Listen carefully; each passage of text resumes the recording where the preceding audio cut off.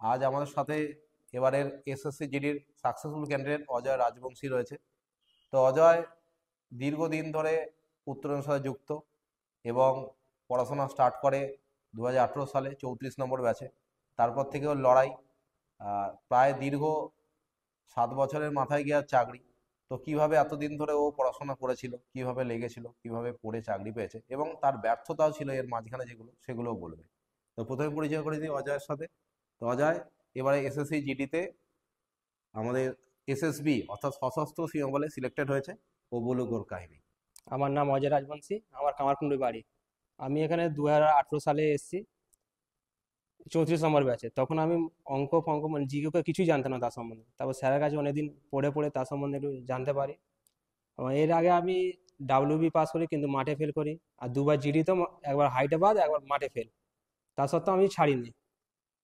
তারপর লড়াই চালিয়ে গেছিস। লড়াই চালিয়ে গেছি, তারপর আজকে আমি এসএসবিতে সিলেক্ট হয়েছি। আচ্ছা, এর মাঝখানে কি কি পরীক্ষা দিয়েছিলি? ডব্লিউবিতে ফেল করেছিস মাঠে? ডাব্লিউবি মাঠে ফেল করেছি। আর তার এস তো এত হাইট, তা তো এসএসসি জিডিতে ফেল। হ্যাঁ, এবার মাপার উপর ওটা নির্ভর করেছে। আচ্ছা, যাই হোক, তারপর নিজেকে কিভাবে মোটিভেট রাখতিস? নিজেকে মোটিভেট রাখতে হয় যে বাড়ির দেখে, ব্যাকগ্রাউন্ড দেখে। যদি বাবা চাকরি না পেলে কি করবো তাহলে? এখন বাবা কি করেন? বাবা সিকিউরিটি গার্ড।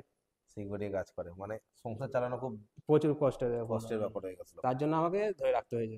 মানে চাকরি পেতেই হবে চাকরি না। পেতে হবে, একটা জেদ ছিল মনে।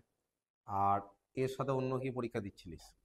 অন্য আর ডিফেন্সের যে পরীক্ষা ডিফেন্সের যে পরীক্ষাগুলো সেগুলো দিতাম সবই দিচ্ছেন? বেশিরভাগ। হ্যাঁ। আচ্ছা, ডব্লিউবি আগের বারে যে মাঠে বাদ গেলি, কতটা খারাপ লাগছিল? সে তো অনেক খারাপ লেগেছে ওখানে, কারণ আমার সবই বন্ধু পাস করেছে, তো আমি ফেল করে গেছি।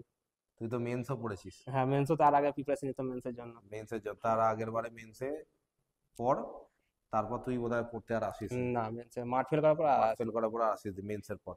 তো এই যে বাড়িতে বসে তারপর সেলফ স্টাডি করেছিস, হ্যাঁ, সেলফ স্টাডি করেছি। সেলফ স্টাডিটা কিভাবে করেছিস? নিজেদের সেলফ স্টাডি করেছি। আপনার নোট পড় ছিল, ওইগুলো দিয়ে করতাম। তারপর টেক্সট বুক একটা পারচেস করেছিল, হ্যাঁ, টেক্সট বুকে প্র্যাকটিস করতাম। অঙ্ক কিভাবে করেছিস? অঙ্ক ওই খাতা দেখে, তারপর সুবির দাসের বই থাকতো, আপনার নোট গুলো যেগুলো থাকতো ওইগুলো দিয়ে পুরো করতাম। নোট আছে এখনো? এখনো আছে আমার কাছে। আর জিকে? জিকে লিখিয়েছিল যে দাদা, সেগুলোই পড়তাম। আচ্ছা, ইংরাজি করিস না হিন্দি করিস? হিন্দিতে। হিন্দিতে করিস। হিন্দি। হিন্দিতে বোধহয় আমাদের কাছে হিন্দি তুই একবার পড়েছিলিস বোধহয় এসএসসি জিডির। হ্যাঁ, পড়েছিলাম, কিন্তু এবারে কি দিয়েছিস, ইংরাজি দিয়েছিস না হিন্দি দিয়েছিস? হিন্দিতে দিয়েছিলাম। হিন্দি দিয়েছিস। হিন্দি কেমন স্কোর এসছে? হিন্দিতে আমার 17টা মনে হয় ঠিক হয়েছে 20টার মধ্যে। আর অঙ্ক? অঙ্ক ওই 16টা মতো। বাহ। আজ এই অঙ্ক ছেলেমেয়েরা যারা নতুন কম্পিটিটিভ আসছে তাদের কি ভাবলো, কিভাবে প্র্যাকটিস করবে? অঙ্ক প্র্যাকটিসের উপর, নিজের উপর পুরো ভিত্তি করে। যত প্র্যাকটিস করবো, অঙ্ক রিভিশন দেবে, ততই ভালো। না, তুই যখন পড়তে আসিস তখন তো সেই লেভেলে অঙ্ক করতে পারতিস না। না, না, তো তোর কিভাবে প্রোগ্রেস কিভাবে হয়েছে? আমি সব রিভিশনটা বেশি করতে হবে, রিভিশনটা বেশি করতে হবে। রিভিশন না করলে অঙ্ক আর তোলা যাবে না। আর তোর ধর জিকে বল বা ধর জিআই বল বা হিন্দি, এটা কিভাবে টাইম মেনটেন করে পড়তিস? সব মানে আমার একটা রুটিন থাকতো, মানে সকালে 2 ঘন্টা এর পেছনে দেবো, মানে এরকম পার্ট ভাগ ছিল। সারাদিনে কত ঘন্টা পড়তিস? সারাদিন 10-12 ঘন্টা পড়ে যেতে হবে, মানে মানে পরীক্ষা আগে পর্যন্ত। পরীক্ষার আগে? 2 মাস আছে পরীক্ষা। আর এমনি সারা বছরের পড়াশোনা কিভাবে ছিল? সারা বছরে 6 ঘন্টা 7 ঘন্টা পড়তাম নর্মাল। সারাদিনে পড়তিস? সারাদিন। আর মাঠ কিভাবে প্র্যাকটিস করেছিস? তো আমি তো যতদূর শুনেছি তুই মাঠ প্র্যাকটিস করতে এসেছিস বলো। জিডির পরে হ্যাঁ, বড়গাছিয়া মাঠে। মাঠ পরীক্ষা দেওয়ার পর আমি মাঠ প্র্যাকটিস করেছি। এতদিন মাঠ করিস কেন? এতদিন পরীক্ষার জন্য পড়ছিলাম, তার জন্য যেন পরীক্ষার জন্য? নাম্বারটা ভালো তোলা যায়। আচ্ছা, মাঠ Preparation। কতই নেমেছে? মাঠে কি অসুবিধা হয়েছে? মানে না, তুই কোনো অসুবিধাই হয় না। 22.5 মেরেছি, 22.5 মেরে দিয়েছিস? বাহ। যেখানে আমি মাঠ ফেল করে গেছিলাম আগের বারটা। এবারে মাঠ ফেল করেছিলি। আচ্ছা, যারা নিউ কামার তাদের জন্য কি বলবি? ওরা ভালো করে যেন প্রিপারেশন নেয়, আর মাঠও প্র্যাকটিস করতে হবে তার জন্য। আর ধৈর্য কতটা প্রয়োজন? ধৈর্য সবথেকে বেশি প্রয়োজন, ধৈর্য ছাড়লে হবে না। আর মক কেমন লাগাতে হবে? মক তো প্রত্যেক দিনই দিতে হবে। মক প্রতিদিনই দিতে হবে? মক না দিলে হবে না। আমার টেক্সট বুকে প্রায় মক দিতে হবে, প্রত্যেক দিনই আমার মক থাকতো।